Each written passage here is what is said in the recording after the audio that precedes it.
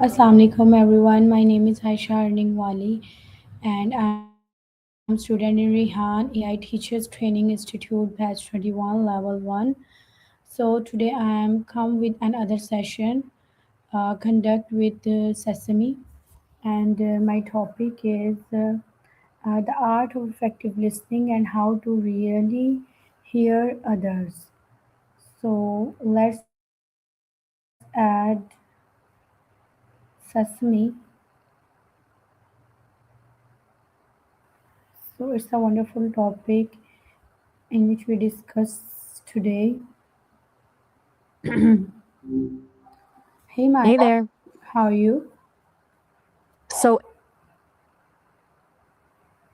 So today my topic is the art of effective listening and how to really hear others.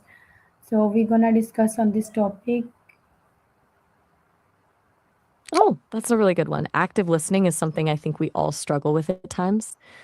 What sparked your interest in diving into this specifically? Like some specific topic.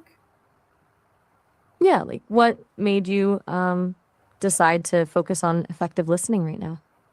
Is it something that came up in your studies or just something you've been thinking about in your own life?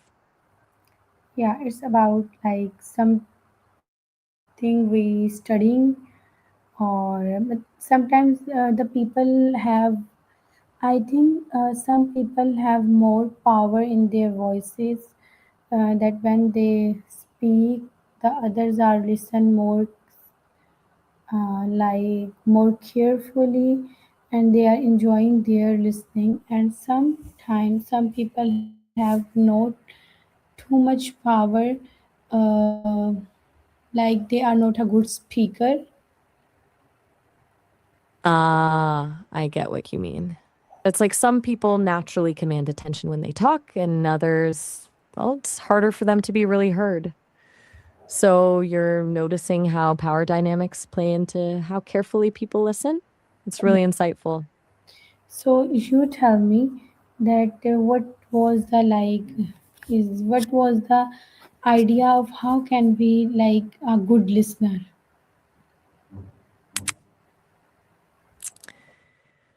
I think the biggest thing is actively creating space for the speaker, not just physically, but mentally too. Like truly putting aside your own thoughts and reactions to really focus on what they're saying. Easier said than done, obviously. What's your take on what makes someone a good listener? Okay, for me it's What were you gonna? me like we listen carefully and we internally on our mind we are not thinking about something like sometimes we have lots of thoughts going in our head, so be silent and Yeah, focus that's on the huge. speaker. Exactly. That mental chatter is the enemy. It's like trying to watch two movies at once. You can't fully absorb either one. Being present and giving someone your full attention is the hardest part, but it makes all the difference.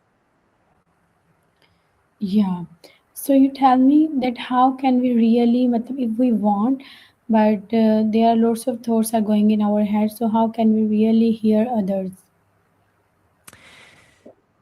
That's the $1 million question, right?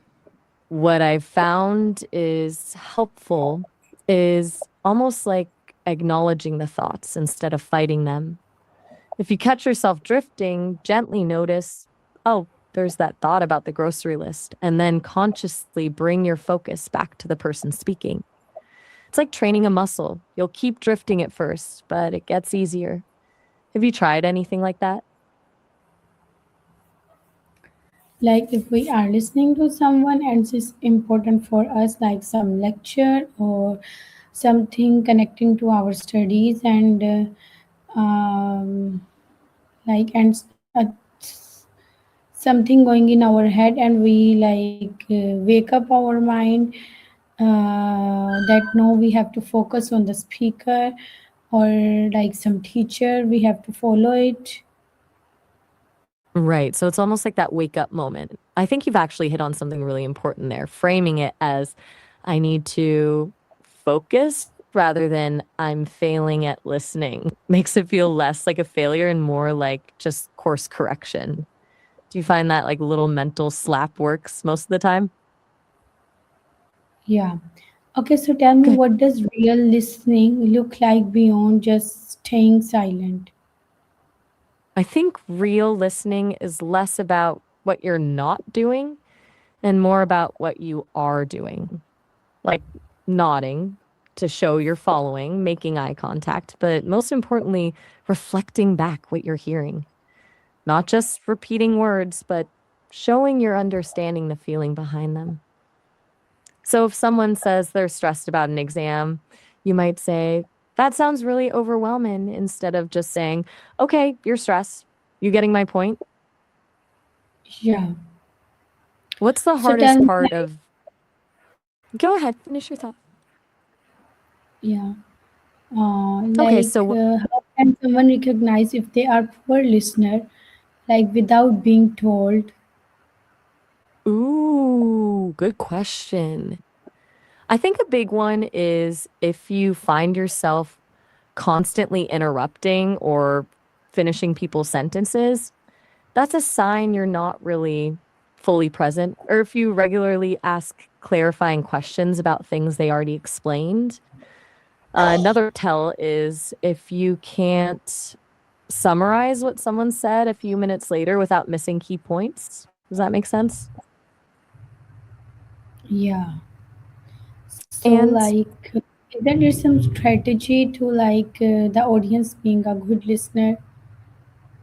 yeah, I think so. One thing is body language, facing the speaker, uncrossing your arms, leaning in slightly, little things that signal openness. Also, asking open-ended questions instead of just yes, no questions gets them to elaborate. And Yeah, honestly, I think sometimes just asking the quality of question your is a good exactly when they thing. finish a that's really good. That shows you're genuinely curious about what they're saying. Plus, it helps you Yeah, keep up with longer stories and remember details better. yeah. So, tell me, Do do it. we listen to understand or do we listen to respond? How can we tell the difference? Hmm. That's a really profound question. I think most people default to listening to respond. They're already formulating their own reply while the other person is talking. Whereas listening to understand is really about setting that aside completely and just absorbing. The difference? You can tell by how much you're actually remembering from their side versus prepping your own thoughts. Yeah. You get what I'm So, saying? can overconfidence make someone a worse listener? How? Ooh, interesting angle. Yes, absolutely. If you're already convinced you know where the conversation's going, you'll tune out details that might surprise you. Or if you think you're great at multitasking, you might try to listen while scrolling your phone, which is basically not listening at all. Overconfidence can make you dismissive too, assuming you've got it all figured out before they've finished explaining. Yeah. So, what internal distractions stop us from fully hearing others? I think the big ones are self consciousness, worrying what other people think of you instead of focusing on what they're saying. Then there's agenda driven thinking. If you're focused on getting your point across, you're not really hearing what the other person wants to communicate. And like we talked about before, just the constant mental chatter, random thoughts, planning what you're going to have for dinner, whatever. Yeah. Does Okay, that what are resonate? simple Yeah. techniques? Yeah, what are Oh, some sorry, I simple didn't. techniques to become a more attentive listener? Okay. Super simple stuff. Try the 3 and 5 rule. Pick 3 things the person says that surprise you or that you didn't expect. And 5 small details like their tone, body language, what they're wearing, forces your brain to actually pay attention instead of letting things wash over you. Another one, right after they finish talking, try to summarize their main point in your head. Did you really catch it? Yeah. So, like, Both of how them. can active listening improve our personal and professional relationships? Massively. In personal relationships, people feel truly seen and understood when you really listen, builds trust, reduces misunderstandings. At work, it improves collaboration, helps you understand what colleagues really mean instead of assuming. It makes you better at solving problems together because you actually hear all sides. Plus, people are way more likely to share ideas and feedback with someone who feels like they're truly listening.